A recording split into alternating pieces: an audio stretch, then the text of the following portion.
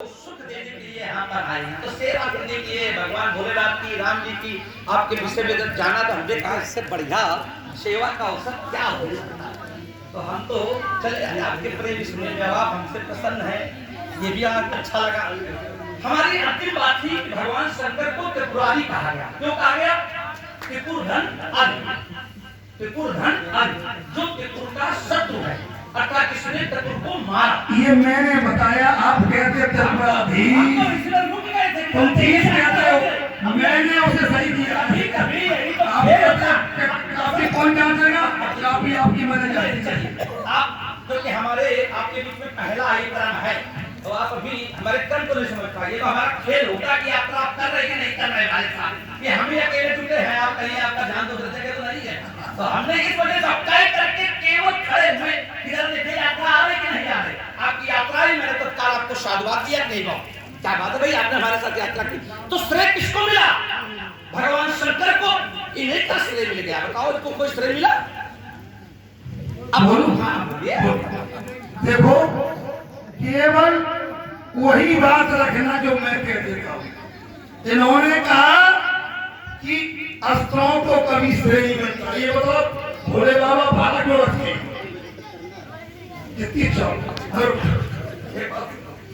भगवान भोले बाबा भाला क्यों रखते हैं? देखो ऐसे सब खत्म कर सकता क्यों रखा हूं भैया? विष्णु जो है अपना चक्र क्यों रखते हैं? ब्रह्मा जी ब्रह्मास्त्र क्यों रखते हैं? जब अस्त्रों के महत्व क्यों रखते हैं? ये भी सही है। बोलिए आप, तो फिर क्यों कहते हैं उसका महत्व नहीं होता है? आगे जाके बड़े बड़े राफेल खरीदे जाएंगे कलयुग में, उसी का महत्व जिसके पास अस्त्र है वही देश जीतेगा। अस्त्र ये जब ये राक्षस मारे नहीं मर रहे थे तब इंद्र ने जाके महात्मा दधीच की हड्डियां मांगी थी। इंद्र ने स्वयं, और उसके बाद महात्मा दधीच ने ये अपनी हड्डियां प्रदान की। क्यों प्रदान की? हड्डियों में आस की थोड़ी बनी थी। उनका तप था, इतना तप था कि उसके साथ तप बल से सब कुछ हो सकता है। तो महात्मा दधीच का तप सर्वोपरि था, ब्रह्मा विष्णु महेश से उससे में ऊपर था। तो ऐसा न होता तो वो अपने ही अस्त्रों से काम कर लेते, इनकी हड्डियों को अस्त्र बनाने की आवश्यकता न होती। इस बात को आपको मानना पड़ेगा। वो तुम एक बात में कहते महात्मा दधीच जैसे त्यागी का अपमान कर रहे हो, इनका कोई महत्व नहीं है। मैं कहता हूँ इन्हीं का सब कुछ महत्व है।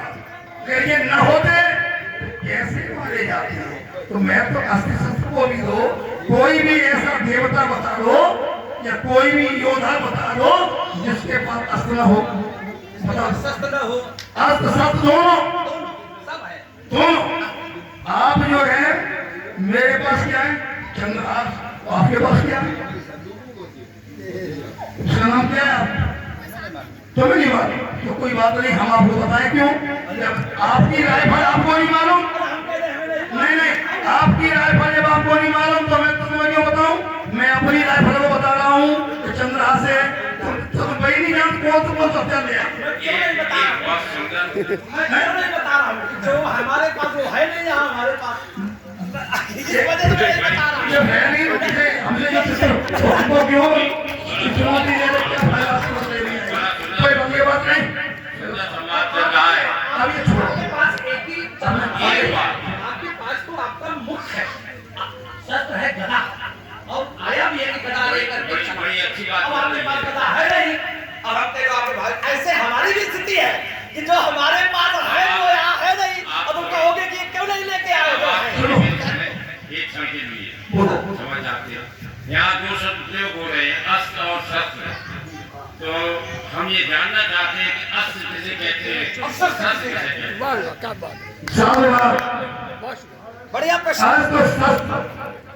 जो हाथ में रखे चलाई जाए वो अस्त्र, और जो फेंक के चलाई जाए वो शस्त्र। बिल्कुल ठीक, बिल्कुल ठीक। जो हाथ में कैसे, जो हाथ से भाला भाला फेंक के मारा जाता है, बाण चलाया जाता है, वो लाठी दोनों में है। लाठी जब तक हाथ से पकड़े रहेंगे मारे गया तो बहुत अच्छा। अब आपने एक बात बढ़िया मारेंगे, सच बन जाएगी। एक बात मैं ये चाहता हूँ, ये समाज जो बैठा हुआ है दीनस्थों अनेकों करते थोड़ा और हो जाए। हम बिल्कुल हाँ वही यात्रा दीनस्थ सतर से मैं बता रहा हूँ, थोड़ा ऐसा बताइए इस समाज और सुने ये सब आदमता में छा गए, कुछ योग के ऊपर बोलिए, अष्टांग योग पर बोलिए, इनको भी आ जाए, सबको आ जाओ, खा खा के मोटे पड़ गए, सभी सब मोटे पड़ गए। पहले आप आइए, एक विषय आपका ये दधीच की अस्थियों के बने हुए आपका एक उद्बोधन आया, ये दधीच की अस्थियों के बने, पहले विषय स्पष्ट कर देना चाहिए। दधीच की अस्थियां बलिष्ठ क्यों हो गई थी, आपने कहा कब के कारण हो गई थी। बड़ा मैं एक प्रसंग देना चाहता हूं और आशा भी करता हूं कि आप भी उसे सुनेंगे और आपकी समझ में भी है, उसे आप समर्थन भी करेंगे। एक बार राजा छू और दधीच, ये दोनों छू और दधीच, छू क्षत्रिय थे, दधीच ब्राह्मण थे, दोनों में बड़ा ही परम स्नेह था, मित्रवत रहते। राजा दधीच बनना चाहते थे, दधीच चाहते थे कि मैं राजा बनूं, छू चाहते थे कि मैं राजा बनूं, छू चाहते थे कि मैं राजा बनूं। छू ने कहा कि ब्राह्मणों का काम है कि राजगुरु का पद ले, तो हमारा आपसे निवेदन है दधीच कि आप हमारे राज्य के गुरु बने, राजगुरु बन जाए और मुझे राजा बनने दे। दधीच ने कहा नहीं, मैं राजा बनूंगा। दोनों में युद्ध हुआ और इतना विकट युद्ध हुआ, दधीच थे भगवान शंकर के भक्त और छू था भगवान विष्णु का भक्त। जिस समय इनका भयंकर युद्ध हुआ उस समय छू की तरफ से विष्णु लड़ने के लिए आ गया, छू की तरफ से भगवान विष्णु लड़ने के लिए आ गए और जिस समय भगवान शंकर ने ये देखा कि हमारा भक्त संकट में है, उस समय भगवान शंकर भी वहां पहुंच गए और जैसे विष्णु ने छू के ऊपर सुदर्शन चक्र चलाया, वैसे ही भगवान शंकर ने दधीच को वज्रवत कर दिया, वज्र का बना दिया। परिणाम जैसे ही सुदर्शन ने देखा दधीच तो वज्र के हो गए हैं, सुदर्शन वापस चला गया, क्योंकि अगर ये वापस न जाता तो भगवान विष्णु का अपमान होता। इस कारण मैं ये कहता हूं कि तब के कारण दधीच ने, दूसरी बात एक बहुत बढ़िया जोड़ रहे हैं, आप उत्तर ले लो, फिर पता नहीं एक प्रसंग और मैं दे रहा हूं और बिल्कुल ये वाल्मीकि रामायण का प्रसंग है और मैं आपको रख रहा हूं। जिस समय भगवान शंकर ने धनुष को त्यागा, ये कहां पर त्यागा गया था? दक्ष की सभा में। वाल्मीकि रामायण में इसका बहुत अच्छा वर्णन आया। दक्ष की सभा में ये भगवान शंकर ने धनुष को त्यागा। क्यों त्यागा? क्योंकि दक्ष ने जब अपने यहाँ यज्ञ किया उसमें भगवान शंकर को भाग नहीं दिया। माता सती को जब ये पता चला तो तने आगे लंबी व्याख्या है कि मैं उसे संक्षेप में रख रहा हूँ। सती ने अपने प्राणों की आहुति दे दी, भगवान शंकर ने वीरभद्र को भेजा और वीरभद्र से भी एक विध्वंस किया गया, लेकिन उसके बाद भगवान शंकर स्वयं भी गए। जब भगवान शंकर गए उन्होंने देवताओं के श्रेष्ठ अंग काटने के लिए जैसे धनुष पर बाण चढ़ाया, उसी समय देवताओं ने अनुनय विनय की और उसे त्याग दिया। उसी सभा में ऋषि दधीच और ऋषि चमन दोनों लोग उपस्थित थे। वाल्मीकि रामायण में इसका बहुत सुंदर प्रसंग आया है कि जहां पर ये त्यागे गए वहां पर दधीच उपस्थित हैं, तो हम फिर ये कैसे मान लें कि दधीच की अस्थियों से ये है? अब क्यों मान लेते हैं? क्योंकि ये हमारे धर्म ग्रंथों में बड़ा विषयांतर है, क्योंकि आप तो अध्ययन कर रहे हैं, हम देख रहे हैं विषयांतर। अब कहीं पर कोई विषय है, कहीं पर कोई विषय। देखो मेरा प्रश्न था, आपका प्रश्न उत्तर मेरा ये था कि दधीच की तपस्या के बल पर ही उनकी हड्डियां इतना बलवान थी। क्या भगवान शंकर दधीच पर अपने आप प्रसन्न हो गए थे? दधीच ने उनके लिए कोई भी तप नहीं किया होगा। बोलिए मेरा एक ही पुत्र था कि तपस्या के बल पर ही ऐसा हुआ, और नहीं जब इतने लोग कटते रहते हैं, मरते रहते हैं युद्ध में, शंकर जी किसी को बचाने क्यों नहीं आते हैं? ये आप उत्तर दो। केवल इसीलिए बचाने आए कि दधीच उनका भक्त था और उनका क्या तपस्वी था। यही मेरा उत्तर है कि केवल तपस्या के बल पर सभी, चाहे पूरा सुनो जो आप हमें पूरा कह रहे हो, तपस्या के बल पर ही भाई इच्छा से ही वो व्यक्ति बलवान होता है, अन्यथा नहीं। और आप भी जो बलवान हैं केवल तपस्या के बल पे, हम भी बलवान हैं तो केवल तपस्या के बल पे। रावण बाण महाभट भारे किसी और के लिए क्यों नहीं आया? यहाँ जब कितने राजा आए इसीलिए आया महाभट भारे। एक चीज और सुन लो इससे कि हमारे बल में अपने बल में अंतर है, वो बताओ। और बिल्कुल मैं रामायण का पूछ दूंगा, वैसे नहीं। हर इच्छा यही कल्प है, जात थानोपत होई, सूर प्रतापी अतुल बल समेत बसे सोई। ईश्वर की इच्छा से जिस कल्प में